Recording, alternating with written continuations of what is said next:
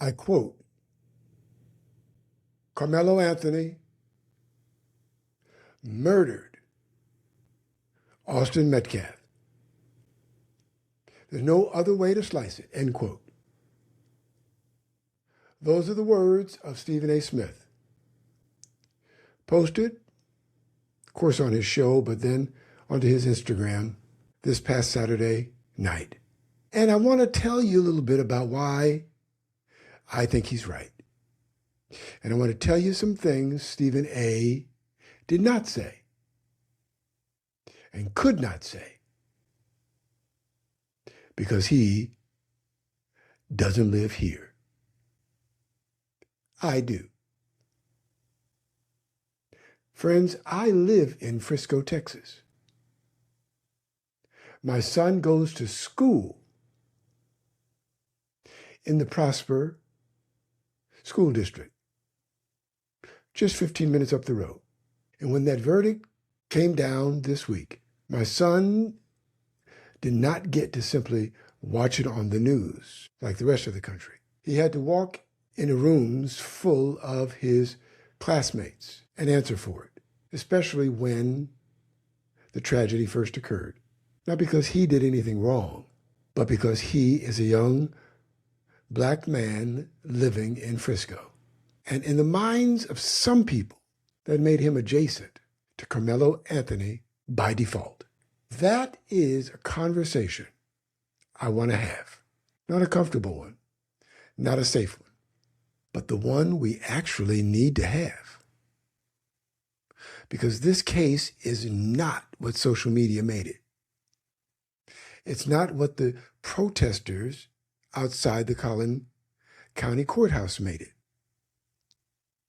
And it is certainly not what some black voices in our community are making it. Especially when they go on camera after the verdict and they threaten an entire city.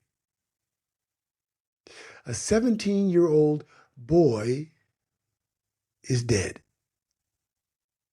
His name was Austin Metcalf.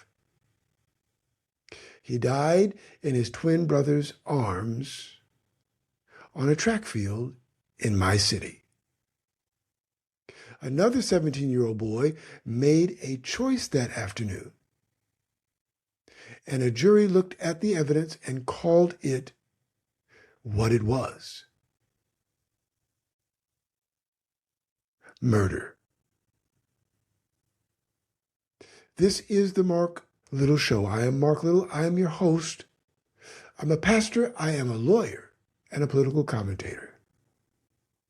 You may not want to come back, but I hope you do. See you in a minute.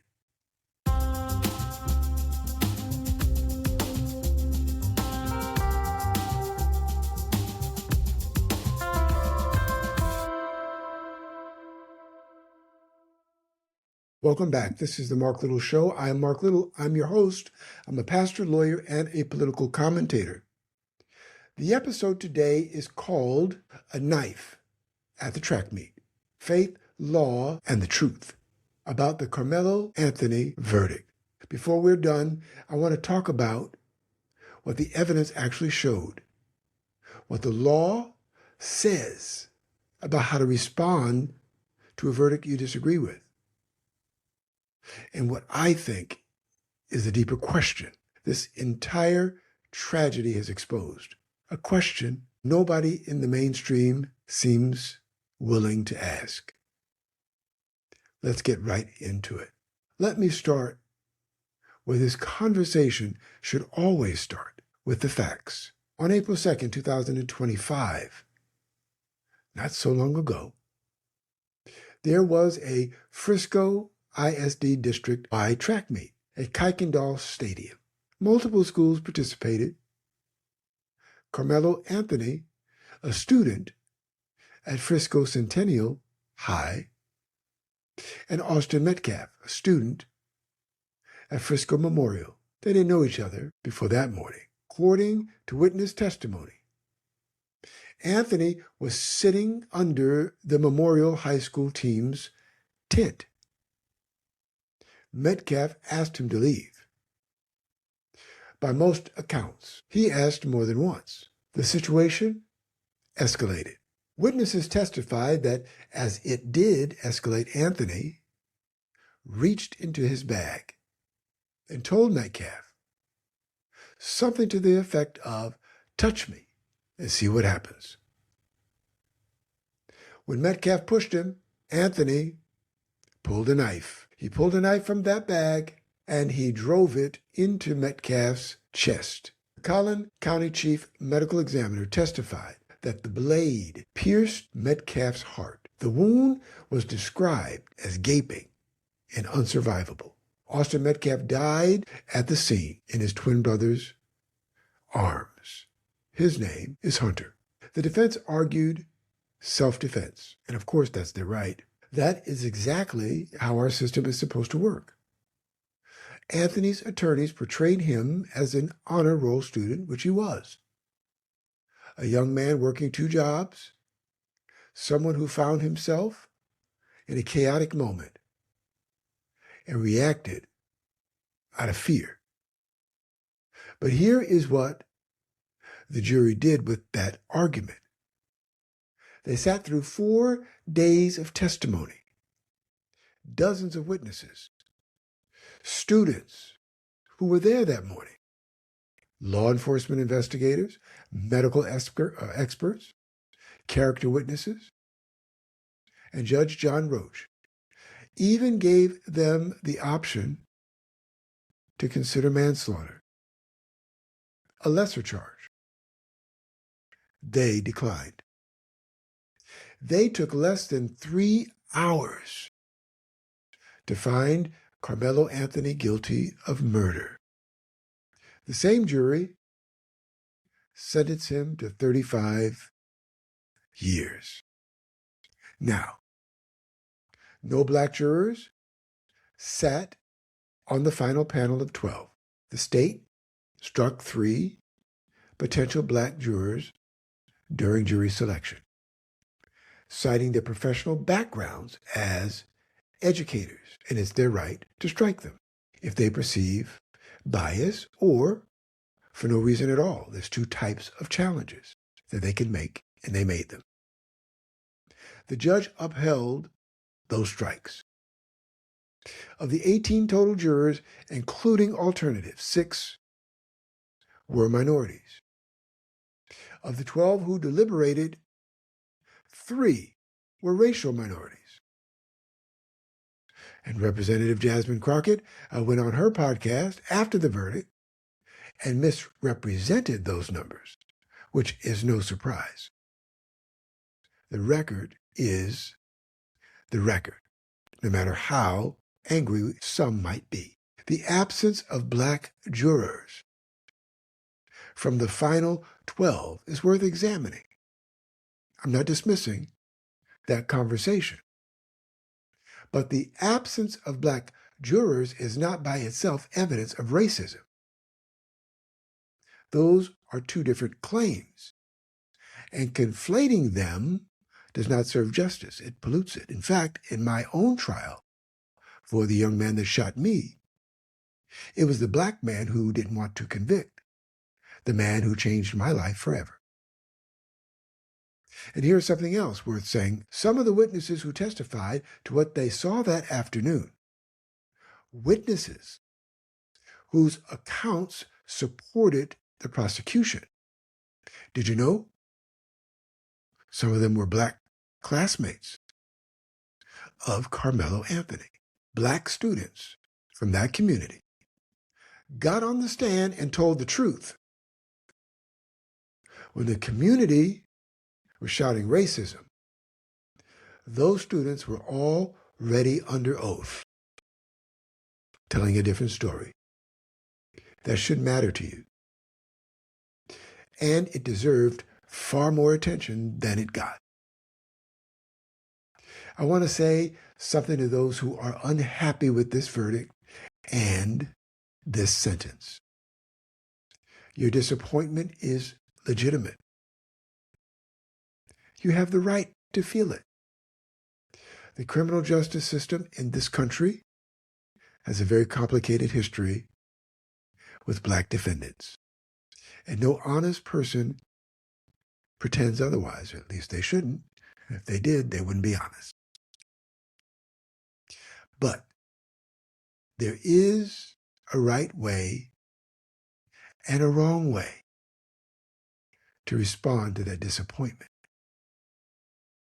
The right way is the appeals process. Karmelo Anthony's attorneys filed a notice of appeal within 24 hours of the verdict. That's exactly what should happen. If there was reversible error in this trial, if a ruling exceeded judicial discretion, if something procedurally went wrong that materially affected the outcome, the appellate courts exist precisely to examine it. That is not a consolation prize. That is the system working. Let it work. What does not serve this community that I live in is drawing uninformed comparisons between cases where most of us do not have access to the full record of either trial. I'm a lawyer. I know what I do not know.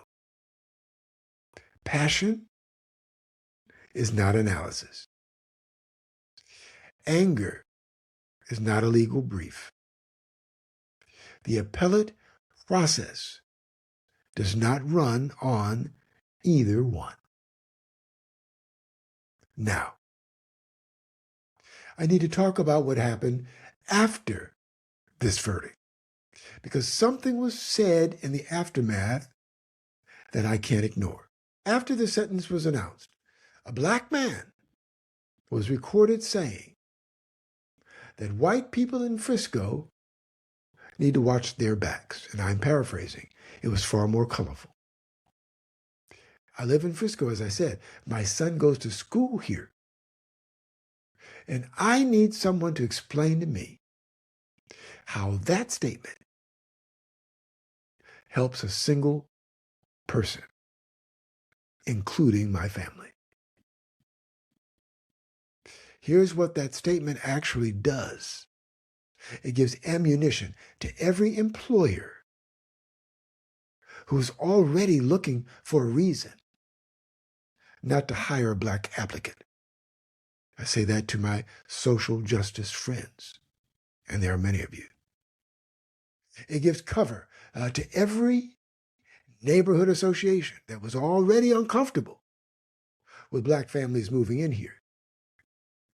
It gives fuel to every school administrator who is already resistant to diversify in their hallways.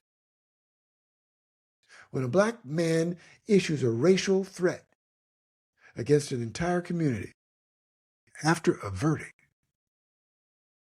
he is not fighting racism.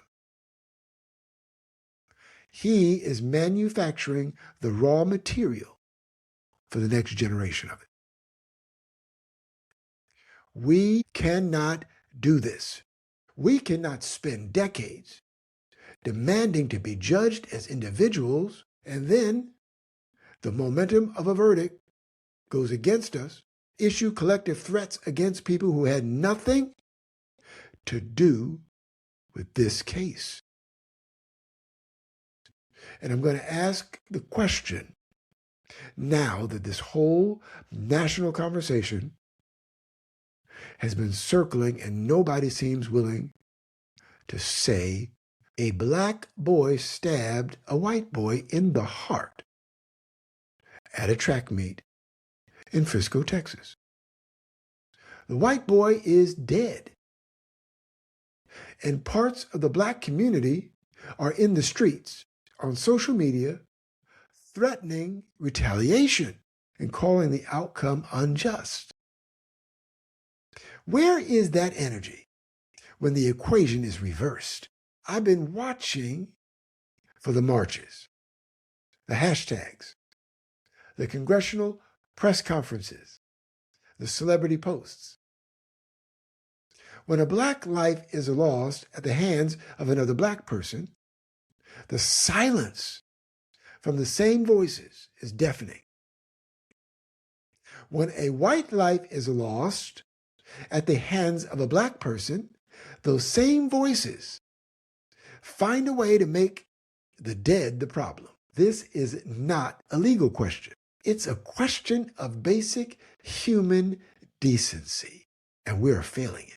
Austin Metcalf's father, Jeff Metcalf, said from the very beginning, this is not about race. The father of the dead young man, he said this is not about race. He said it after the stabbing. He said it after the verdict. He said it while people were threatening his family.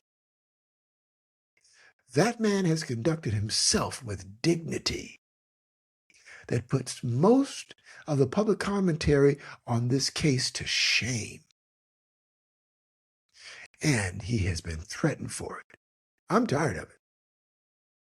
As a black man, as a pastor, as a lawyer, and as a father, lives do not matter selectively. Human dignity is not a political platform. And if we only show up for the cases that fit the narrative, we're not pursuing justice. We're pursuing theater. I want someone to show me the verse where God authorized that. I've read the NIV cover to cover, and I must have missed it. Because what I did find was Proverbs 21, verse 3. And it says there, to do what is right and just is more acceptable to the Lord than sacrifice. Not more acceptable than marching. Not more acceptable than fundraising. More acceptable than sacrifice itself. That's the standard. And right now, we are nowhere near it. Now, here is the question. I think we actually need a genuine human question that deserves a genuine human answer. Karmelo Anthony was not raised in poverty. He had a 3.7 GPA. He was working 2 jobs. By every surface measure, he was a young man with something to build. He had a future, and he brought a knife to a track meet. And when a boy he had never met before that morning pushed him, he used the knife. Now, when I was growing up in West Haven, Connecticut, fights happened. I've been in my share. I'm not going to pretend they did not. Boys disagreed. They fought. Tempers flared. Fists flew. Back when I was growing up, you might walk away with a bloody nose, black eye, bruised ego. All of that healed in about a week. I have more than a few of all of them. Nobody walked away in a body bag. Producing a weapon and driving it into another person's chest just didn't exist on any large scale in the range of options most of us were considering, even in our worst moments. Something has changed in this generation. Something is being transmitted that we're not examining. And I know something about what violence actually costs. Because in 1987, I was shot with a 12-gauge shotgun by a young 18-year-old boy who looks just like me, my color. And I've been walking on a prosthetic leg ever since. I didn't bring a weapon to that moment. I was not the aggressor. And I still bore the cost for the rest of my life. Violence does not stay where you aim it. It spreads. It takes. And it doesn't give back what it takes. So what is producing this kind of rage in young men who are 2 and 3 generations removed from the America that gave black people genuine cause for that fury? What's being passed down that we can't see? And who's responsible for asking that question out loud? Well, I think we are. This is a knife at a track meet. Faith, law, and the truth about the Karmelo Anthony verdict. I am Marc Little, and we'll be right back.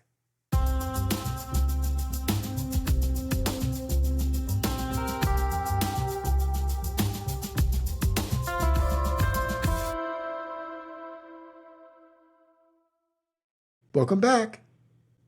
This is the Marc Little Show. I am Marc Little. I'm your host. We've been talking about a very serious topic. We've been talking about the evidence showed, and we have talked about what concerns me very deeply about this community's response, the black community's response, to be specific. Now, I want to talk about what should happen next, the role of the church. What's our charge? What role do we play in it? I want to ask the church a question, and I'm asking it in 2 directions. First, where was the church when 2 17-year-old boys were moving through this community with unresolved conflict? In one case, a knife in a bag. Karmelo Anthony did not wake up that morning as a murderer. He was a young man who made a catastrophic decision. Somewhere along the way, something was missed. That's not an excuse for what he did. It's a call to accountability for all of us who claim to be the presence of God in the lives of young people. Second, where's the church right now? The Metcalf family is under threat. Jeff Metcalf delivered a verdict impact statement with more grace than most of us could manage on our best day. And they are being threatened for it. The church does not get to watch that from a distance and call it discipleship. The death threats against the Metcalf family are a window into a depravity that must be named for what it is. A family lost a child. Whatever you think about the verdict, whatever you think about the sentence, threatening that family is not activism. It's not justice. It's cruelty. And no legitimate grievance justifies it. The Anthony family has faced threats too.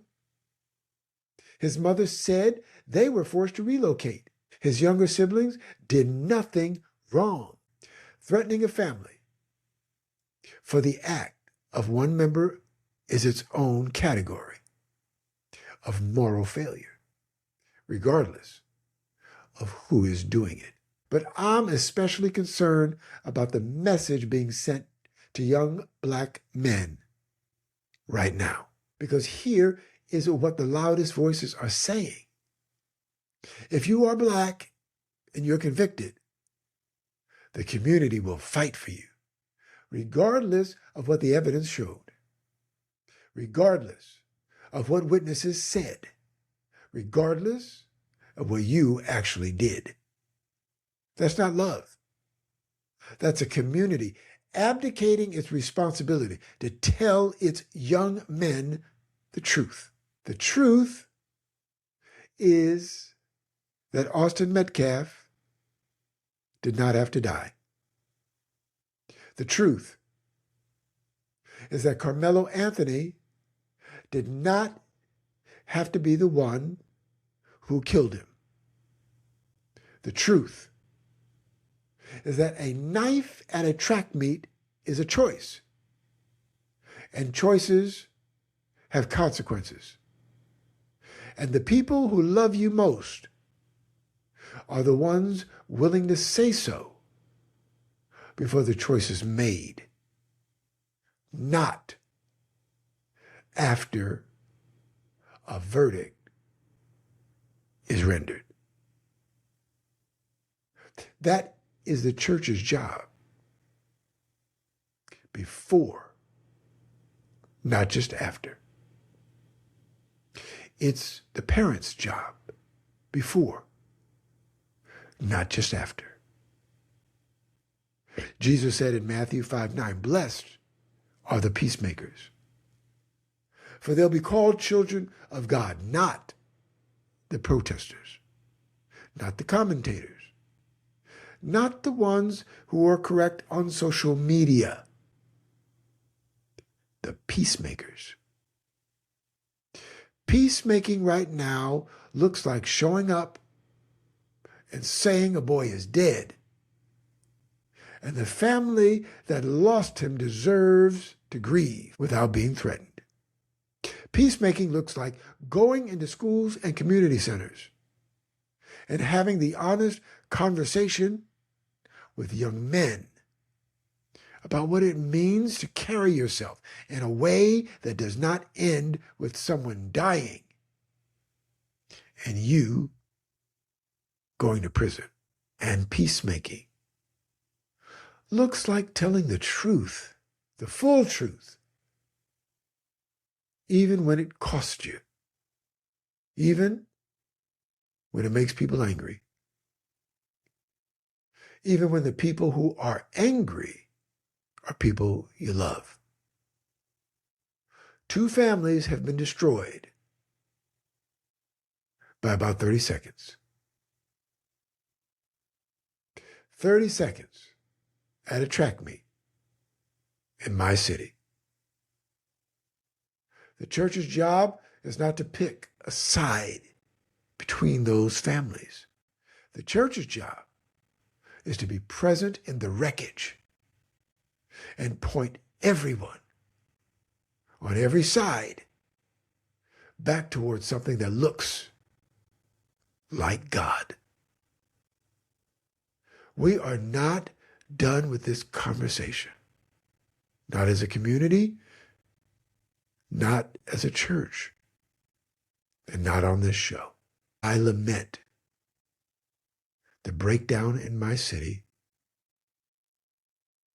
I lament and grieve with the Metcalf family, and my heart breaks for whatever brokenness